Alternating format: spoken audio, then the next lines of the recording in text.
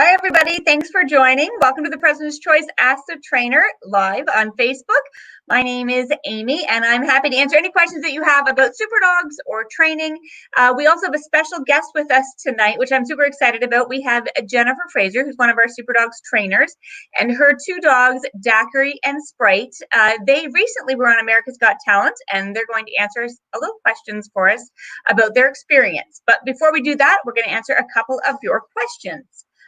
Thank you for the first question. I run 3 times a week, and I'm thinking of getting a dog who would enjoy running with me. What breed would you recommend? Jonathan asked that question. Thanks, John, for that question. I actually used to do a lot of running. I ran a few marathons and trained for those with my own dogs. Running with a dog is it's great. It's whether you're training for a race or just want to keep fit or just want a great way to spend time with your dog. Running is great. Honestly, there are certain breeds that like to run more than others. So keep that in mind when you're looking for a dog to run with. Certainly sporting breeds, I would say pointers and Vizslas, Dalmatians, those dogs are even think of Huskies, dogs that love to run. Those dogs will run and will run forever. Of course, some of the more athletic dogs that people think of, Border Collies and Whippets, all dogs can run, but think of your running style and try to match a dog or a breed to your running style. So a Chihuahua or a Pug, somebody with little short legs, they might have a difficult time keeping up if you have long strides. That's not to say that they can't be your running partner, but you just might modify the distance or duration that you were running, the amount of hill work you were doing. You have to keep all of that into count. Now, more importantly, when you're looking for a running companion with a dog, you should not be really doing any running with a dog probably until 18 months to 2 years, until your dog is fully done growing and developed. That sort of impact on the pavement or even on the grass is very hard for young dogs when their growth plates are not closed. So please wait till your dog is fully mature before you start running. And I would also, probably the same advice would be true of people, but it's true of dogs as well. Get a clean bill of health from your vet before you take on running long distance with your dog. Speak with your veterinarian and ask your vet for a plan of attack, so to speak, in terms of building your dog's conditioning. A lot of people have dogs that I would refer to as weekend warriors, meaning they pick up the leash and they go for a long run on the weekend, but they haven't conditioned their dog throughout the week. So that's really hard on your dog's physical abilities. So keep that in mind. You want to start with short intervals and gradually increase your dog's endurance the same way that you would for yourself. Making sure that your dog is fit as well. And then if you're running this time of year, also keep in mind the weather, and that if it's really hot and you're feeling overheated, that your dog is suffering more from that heat exhaustion. So keep that in mind. You might keep your runs early in the morning or late at night so that you're not overtaxing them as well. And lastly, with running, if you have any breed that has like a snubbed nose, so bulldogs, boxers, pugs, all of those dogs with those squished little noses, they really struggle with their breathing in the summer months. So I would recommend not running with them at all in the summer. It just wouldn't be worth the risk. But thank you very much. We're going to move on to our next question. Is there a dog breed that is good for first-time dog parents? There are exceptions to every rule when it comes to picking a dog. So every dog is different. So I might suggest something and somebody else might say that there's a better choice, but I would stay away from some of the dogs that have like German Shepherds are probably not a good first-time dog owner. What I would suggest is that you think about what you want to do with your dog, what's your activity level, what's your experience with dogs, and then make your selection from there, and what you want to do with your dog based on that. There really almost any breed can be a great first-time dog owner if you can put the training into that dog. So you're looking for a dog that you're going to be training with. So think about the size of the dog that you want, the amount of grooming that you're able to do, the amount of time that you have to your dog, and make your decision based on that. So if you're bringing home a dog that requires a lot of activity, a border collie who mentally and physically must be kept entertained, that might not be a great first-time dog owner. I happen to own Whippets, who I think are really good first-time dog owners because inside they're quite lazy, outside they're very active. So do some research and find dogs that people that you like have. They're not people you like, but the dogs that friends of yours have that you like, and then do your research based on that. So when you see somebody that has a dog and you think that's the kind of dog I want, sort of work your way backwards from that. Thanks very much. Let's move on to the next question. Amy, how can I help with anxiety in the car? This is a tough one if you have one, for a lot of us. Sometimes with dogs, the reason that they're anxious in the car is that they associate it with negative experiences. So what you can do is try to sort of break it down into several components. So rather than putting your dog in the car and only going to the vet or somewhere that makes the dog anxious, I would start by even just feeding my dog in the car. So even before I turn the car on, I really want this to become a positive experience for my dog. So I would maybe bring my dog in the car. I recommend if you have the space to crate your dogs in the vehicle, it's certainly safer for them. If you don't have any space for a crate, certainly a seatbelt. Your dog needs to be contained in the car for their safety and for yours. But you can, that's the first step, is get them familiar and comfortable being in the car. You can start by rewarding them with treats in the car. You could even give them their meals in the car, maybe just one meal a day, their breakfast. So they start to associate being in the vehicle always with very positive. Once they're comfortable and they're willingly, happily jumping into the car, the next step would be to do the same thing, but turn the car on. That little bit of a difference can make all that matters to your dog. So that's the next step. There is something that's called a static strip that you can get that you can attach to the back of your car that's supposed to help dogs as well as something that's called a thunder shirt. It's like a very tight fitting compression shirt that's supposed to help with anxiety. The same with thunder. Fireworks would help with car rides as well with dogs, so I would suggest that as well. Keep your sessions your first sort of driving very short, and then drive to positive places. So even if you could easily walk to the park, while you're working on this anxiety with your dog, drive to the park and make your experiences always somewhere fun for your dog. And again, try not to go on very long car rides. If you have a dog that not only is anxious but is nauseous, that is also something to speak with your vets about, because there is something that they can prescribe for anxiety and nausea-related incidents with dogs, and you would want to speak with a veterinarian about that. Thanks very much for your question, Amy. Hi, Devin. What are some ways to safely introduce your dogs to swimming? Oh, great question. It is so warm out in Ontario where I am. It's very warm right now. And so if you have a dog that likes the water, it's a great way to help them cool off. And swimming, of course, is a safe way to do that. If you have access to a public place to bring your dogs to swim, like a beach, a pond where they can walk in, that is easiest for dogs. It is very hard for dogs. Most dogs don't readily just run and jump into a pool. And a lot of it has to do with they don't understand the bottom. So we understand when we walk into a pool that there's a liner that's far below. It takes dogs a while to understand that concept. They don't see it right away. So if you have a place that you can bring your dog where they're allowed to be in the water, keep them on leash to start and allow them to walk in, so that it's not just suddenly over their head. They get the feeling of being in the water, but not over their heads where their feet are off the ground. You can buy your dog a life jacket. I think it's a great idea. Sometimes people think so they look silly, but the amount of swimming you might be doing for your dogs and for their safety, a life jacket is going to be a great idea. And again, if you're going into a pool with your dog, you can hold them, bring them with you into the water, and actually just sort of support their body weight as they're in the pool. And one of the things that I do when I teach my dogs to swim first is show them how to exit, so that they always have confidence that they know how to get out of the pool, out of the pond or the creek, wherever we are, back onto a deck, so that they know first how to get in and out of the water. That would be how I would start. Keep your sessions short. What I would never ever do is throw my dog into the water. Not only will it really discourage your dog from wanting to go into the water, it kind of is mean and cruel, and they'll really lose a little bit of faith in you if you just do that. So, you can carry them into the water, walk them into the water, but certainly don't just sort of toss them in. It's not fair to your dog. So that would be the great way to start. And again, lots of toys, lots of food, lots of praise. Figure out what your dog is motivated by and bring those items. I had a dog, my Vizsla, was not crazy about swimming, but she would go in if I was in the water. So I had to have a life jacket on her, even if she was on the dock, because she wouldn't go in on her own, but would want to follow me in. So you being in the water is a great way to entice them as well. Thanks for the question, Devin.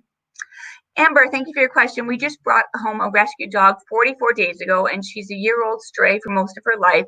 What suggestions do you have for making her feel welcome and helping her to decompress? Well, congratulations, Amber, and thank you very much for adopting. That's wonderful.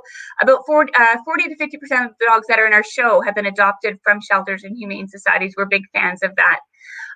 Actually, one of the owners of Super Dogs adopted a dog not too long ago, and I was having this conversation with him, and my advice to him was, in my experience as a dog owner, but also I worked at the Humane Society in Toronto for 12 years, I think that the dog that you have now is not the dog that you're going to end up with. So it takes about 4 to 6 months before your dog will really sort of feel comfortable. There is a long, and you're right about decompressing, there is a lengthy for dogs sort of process to become comfortable with you, with their home, with all of the changes that they're going through. So you're 44 days in, so you've got some time to go still.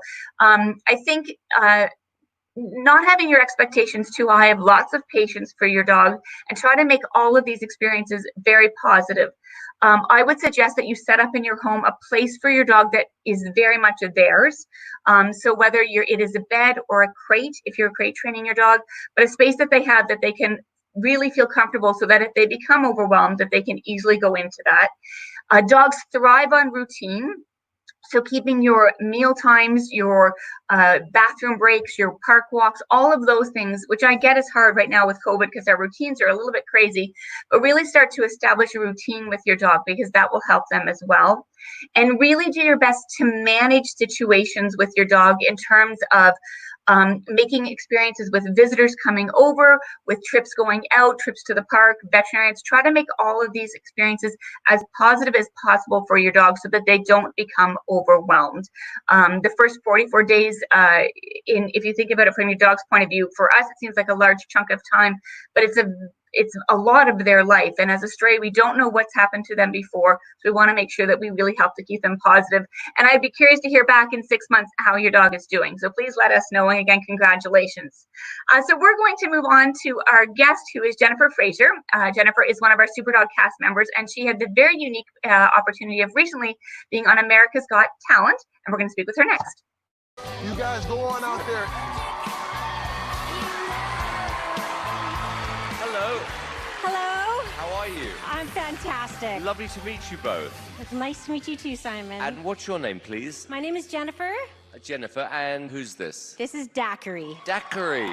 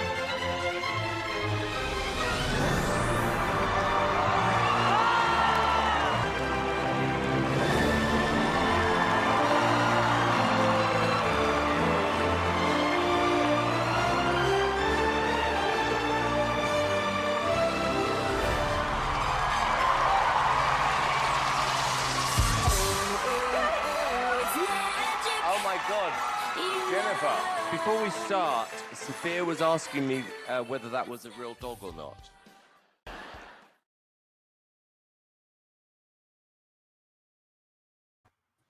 That was awesome, Jennifer. I love it. Thank you so much. Thank you for joining us tonight. I really appreciate it. No problem. Do you mind telling our viewers a little bit about the dogs that you have with you? Of course, know your dogs, but the people watching would like to hear a little bit about them. Well, this is Daiquiri. He just turned 5 years old. He's an Australian Shepherd with a tail, which is unusual. Usually they dock them, but he's got his tail, and it's awesome because it helps him with his balance. And then we have Sprite, who's lounging a little bit too much here. There we go. And she is a 8-year-old Shetland Sheepdog. I grew up with Shelties, so I'm a little partial to Sprite myself. Well, congratulations. Congratulations on your experience on America's Got Talent. I wondered if you could tell, because I know a lot of us watch the show at home, and I think most of us are fascinated about it. And I wondered if you could tell us about the process of how you got on and what that was like. Well, I sent in videos, and I actually went down to San Diego and I auditioned in person, and they liked my pre-audition, so they put me on the show to actually audition in front of the judges. So that was down in Pasadena, California, and yeah, we flew down with my grandmother, who's been my inspiration. And we were on the show in front of the judges. It was crazy. And so when you're in front of the judges, what are you feeling? What are you thinking? I mean, I would be nervous. What were you going through? I was most nervous about talking to the judges. Oh, doing my routine with my boy. He's consistent. He's honest. I knew he wasn't going to have any problems, but it was me just trying to get through a normal conversation with 4 celebrities before and after. And of course, I was scatterbrained because I'm trying to talk to the judges, trying to control my dogs at the same time, and I'm just, oh my God. So they actually edited a lot of my blubbering out, which is really good. So they made me look a lot better than I really did on stage. Well, you looked awesome. That was great. Thank you very much.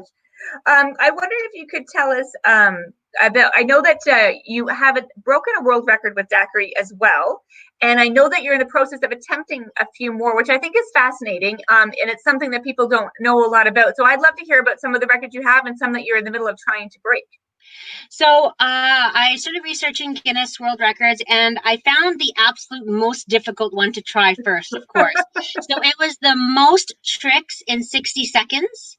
The record was 49, so that's a lot of tricks. That's a lot of tricks. But we broke that record with 60. So we did 60 tricks in 60 seconds. Oh, wow, that's insane. And over the last 6 days, we have broken 4 other Guinness records. We have to send in all of our paperwork and get it all approved. But as far as we can tell, we've broken 4 in 6 days. And I've got about 24 in total that I want to break with him. That's amazing. Now, how many dog world records are there? Do you know? I don't know. I basically wrote down all the ones that we could physically do. Yeah. Like there was one where it was a headbutt. So I headbutt a soccer ball to the dog and the dog headbutts it back to me. I just don't have the skills for that. I could teach him to do that, but I wouldn't be able to do that. So that got crossed off my list. But I bet you there's about 30 or 40 that you could do with the dog. That's great. I love that. Congratulations on your success so far. And we, of course, wish you more success on those world records as well. Thank you. Now, I know that you were passed into I know you can't give us too many details, but I know that the judges did put you through all of the judges to the next round. Yeah. For those of us that are watching and cheering you on at home, how do we get involved and how can we help? Well, I've got a website, jenanddaiquiri.com, and it has all my Instagram, Facebook, and all that good stuff. Basically, I'm not sure if the producers take it into account, but YouTube views are huge. So the more YouTube views we can get, the better. So the more people can watch and definitely share as much as you can my AGT audition. Then I think that would help lots. And then, of course, I've got Instagram. All my handles are all Jen and Daiquiri. And the nice thing about Daiquiri is it's teaching everybody how to spell Daiquiri because nobody knows. That's actually quite true. Very nice. And last but not least, because we're here for Super Dogs, I wondered if you could tell me about your favorite moment as a Super Dogs member with Daiquiri.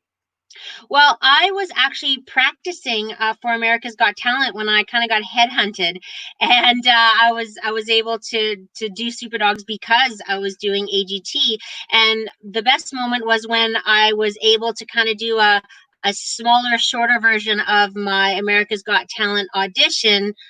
In front of a audience for the very first time, because I had just been doing it by myself on my acreage. So it was really great to actually put our skills into play in front of an audience in that kind of setting. And yeah, I'll remember that always. Oh, that's wonderful. Well, I'm glad that the two worlds sort of merged, and I'm glad that you're, of course, performing with Super Dogs, and we wish you all the best on America's Got Talent. Congratulations. So much, Amy. Thank you Take so care. much, Bye, Amy. Zachary. Bye, Sprite. Thank you for joining us. Yeah, good boy. All right, guys, let's go back to some questions. Do we have another question that is up next?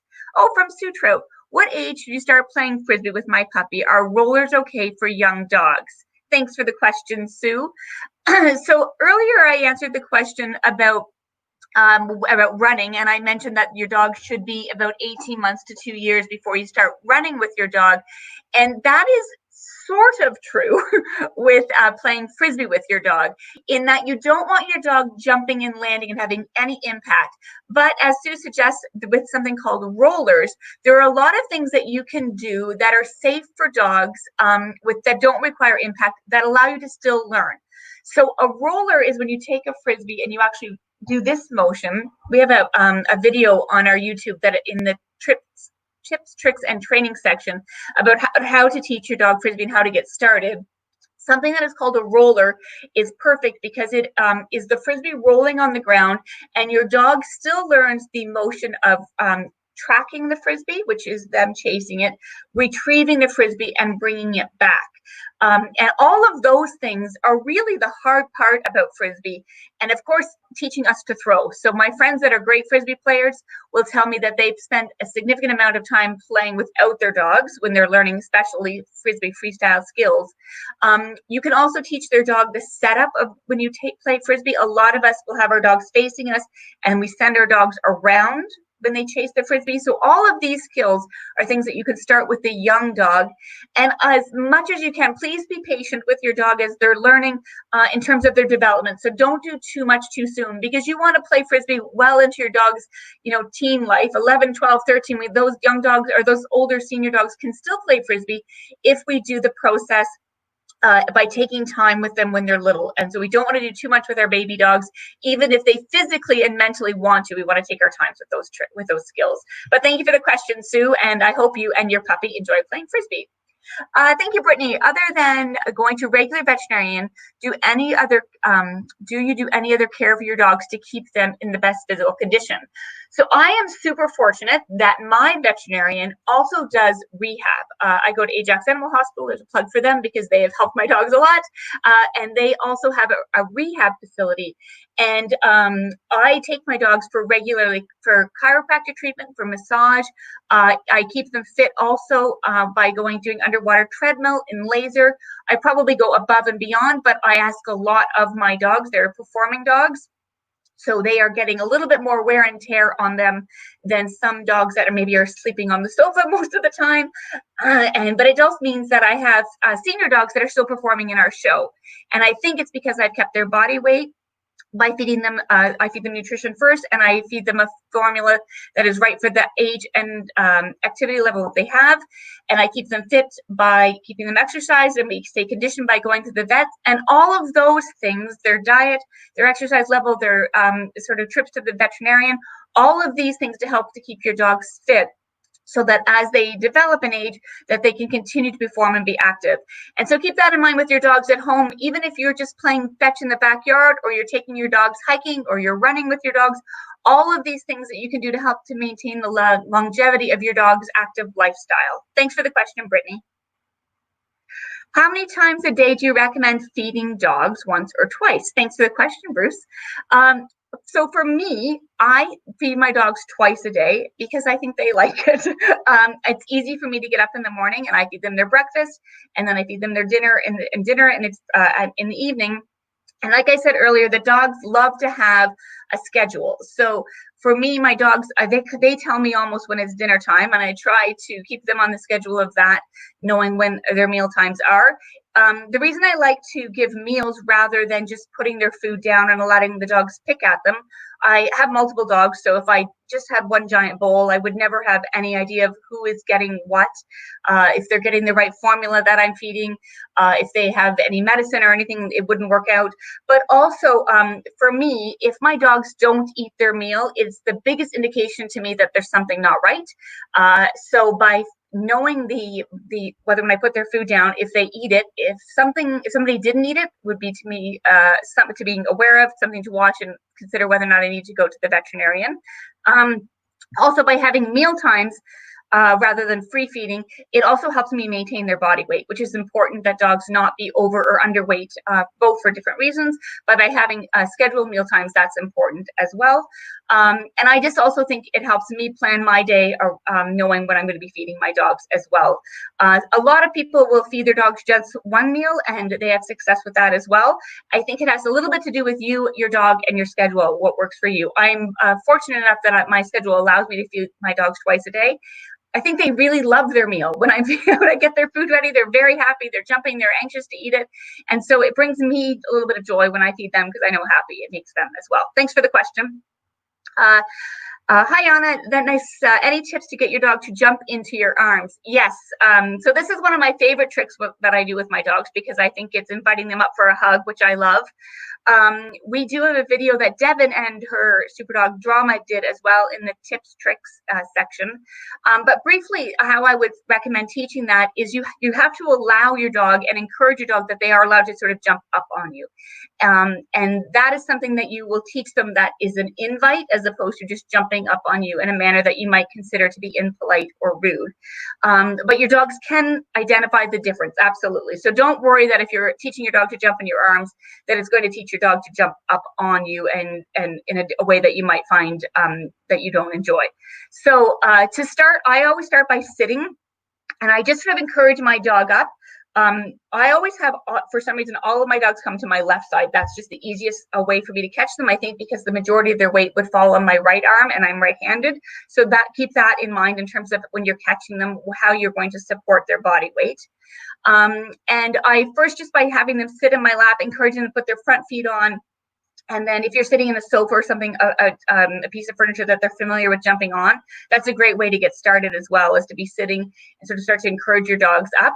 The next step, and Devin shows this great in her video, she actually leans against a wall, but looks like she's in the seated position and does the same behavior where the dog sort of has to learn to jump up, but it's kind of like faking the dog out, where it very much looks like you're in a chair, but you're not.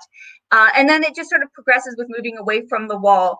But you're still in that position. Name the cue. You can, as your dog is learning that skill, you want to put a command to it. So I just say to my dogs, jump, and they jump into my arms. I do not do it with my Ibizan hound because he is too large, but all of my other dogs readily jump into my arms. And again, I love it because I think it's a great way to invite your dog up for a hug. We have time for one more question, I think. Hi, Kate. Thanks for the question. We are getting a puppy, and we're very excited because there is a dog park around the corner.